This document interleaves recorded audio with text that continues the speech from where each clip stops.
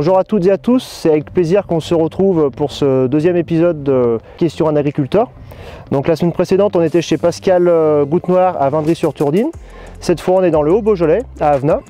Bonjour Justin et Bérengère, merci de nous accueillir sur votre exploitation. Lundi, on vous avait filmé, vous avez eu l'occasion de présenter un petit peu votre exploitation, vos modes de production, votre commercialisation. Cette semaine, on a eu d'autres questions. Des personnes veulent en savoir un peu plus sur vous. Et notamment le cas de Cédric, voilà, qui notamment veut en savoir plus sur la création de votre exploitation. Eh ben, on est passé par répertoire installation de la chambre. Et voilà, on a visité plein d'exploitations. On voulait se rapprocher de la région Rhône-Alpes parce qu'on a nos familles respectives qui sont Justin en Isère et moi en Haute-Savoie. Et donc on cherchait en région Rhône-Alpes. Pour finir, on s'est un peu mis à l'autre bout, mais voilà. Mais non, le cadre, on est arrivé là des jours où les seules fois où on a visité, c'était pas beau. Mais le cadre nous plaisait, un peu bocageux, beaucoup de haies vallonnées comme ça, très vert. Ça nous plaisait quoi. Et ouais, qu'il n'y ait pas trop de population, ça ne nous dérange pas non plus. Ensuite, on a une question de Cécile qui s'est intéressée à votre organisation de travail. Elle voulait notamment savoir là, comment vous répartissez les tâches tous les deux sur votre ferme. Et par exemple, voilà, quelle est la journée type sur votre ferme? Okay. Moi, je suis plus calé sur les poules pondeuses. Bérengère un peu plus les brebis. Et puis après, on peut aller chacun sur chaque atelier, il n'y a pas de problème. Mais voilà, ça se passe plutôt comme ça. Toi, tu es plus axé sur les tracteurs. Moi, je n'y touche pas trop. Tout ce qui est travail du sol et tout. C'est pour moi. Et moi, Justin est allergique au papier, donc... C'est pas pour moi. Voilà, après journée type, le matin, on s'occupe des animaux. Et puis l'après-midi, ça nous laisse du temps pour faire soit des parcs d'avance de pâture, soit du bois ou des travail de la ferme. Ouais, voilà. Travail autre que nourrir les animaux. Et puis on a aussi les 2 enfants, donc en plus de ça, ça nous prend déjà pas mal de temps. Ils sont petits et donc quand moi je suis pas à la ferme, je suis à la maison, quoi. D'accord. Vous avez des voisins aussi, j'imagine. Est-ce que vous travaillez avec eux? Est-ce qu'il y a une collaboration qui s'est instaurée depuis votre installation? Tout de suite, ils sont tout de suite venus nous trouver si vous avez besoin d'un coup de main ou quoi. Et voilà, on est rentré en CUMA, là, on travaille avec la CUMA des Aiguillettes, ce qui nous a permis de rencontrer un peu tous les voisins et puis d'avoir accès à du matériel. Voilà. On va aborder un autre thème, là c'est vos modes de production. On a eu des questions de Cécile toujours et Alban notamment. Première question, vos brebis, est-ce qu'elles mangent de l'herbe tout le temps? C'est le but, ouais.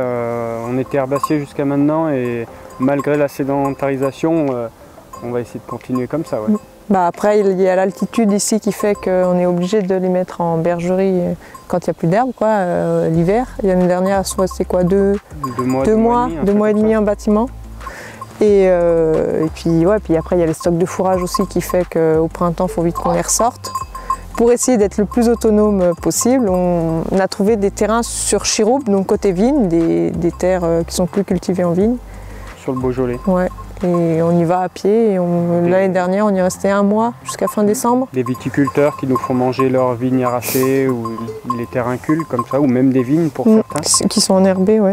Et puis là, on est en discussion avec la commune de Chirouble pour accéder à encore plus de terrain et puis travailler avec les vignerons aussi pour entretenir les terrains, quoi. Voilà. Ok.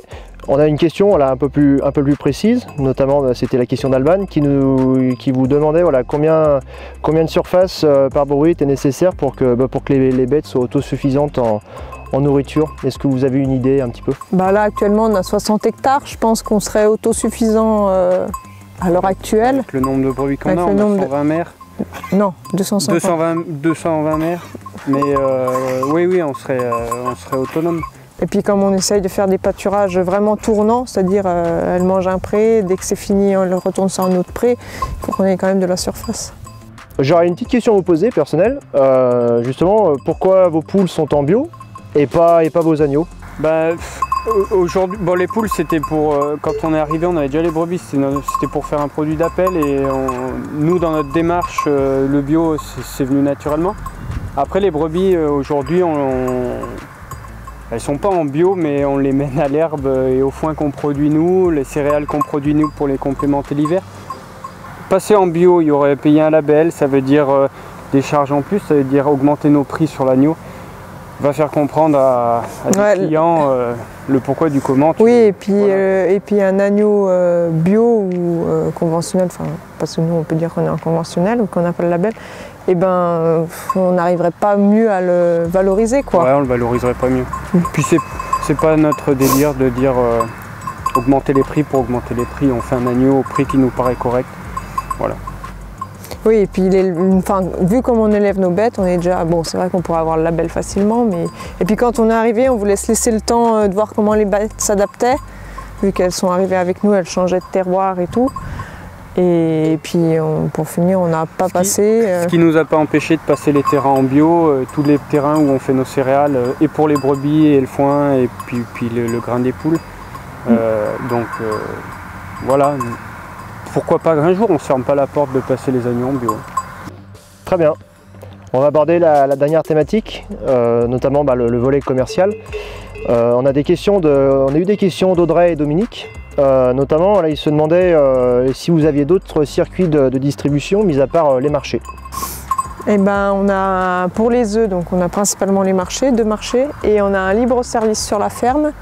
Où les gens viennent, se servent et payent dans une boîte qui aujourd'hui marche plutôt bien, quoi. Les gens viennent assez et ils sont assez fidèles et on n'aurait pas cru parce qu'on est un peu isolé, mais pour les gens du coin. Pour viser la population locale et puis du fait de la crise sanitaire, du confinement et tout, les gens sont venus vachement à la ferme en fait. Ouais. On s'en est rendu compte, on avait même du mal à suivre, quoi. Ouais, on n'arrivait pas à... Puis on n'arrive toujours pas à abonder en œufs, mais... Ça c'est pour les œufs, puis après pour les agneaux, on fait pas que de la caissette et du coup on vend aussi à des grossistes, quoi. À des maquignons, à des maquignons, voilà. Très bien. Petite question de Dominique, justement vous demandez pour les poules, les œufs, quand vous en avez plus, qu'est-ce que vous dites à vos clients?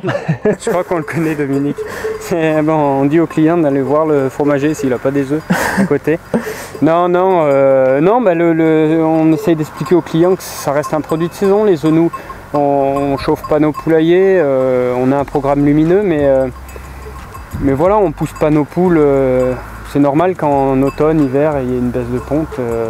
Et puis quand on réforme un lot, il y a un temps de vide sanitaire, donc on a forcément moins de poules sur l'exploit, donc on a forcément moins d'œufs.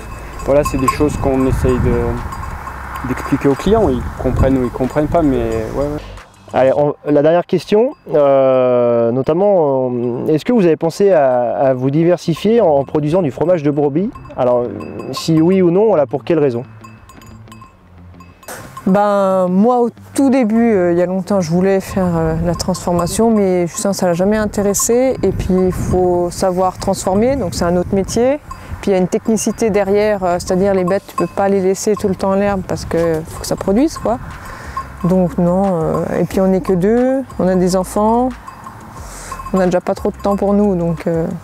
Ouais, on aurait du mal à se rajouter une astreinte de traite et de transformation, quoi. Puis ouais, c'est un métier, c'est un autre métier, quoi.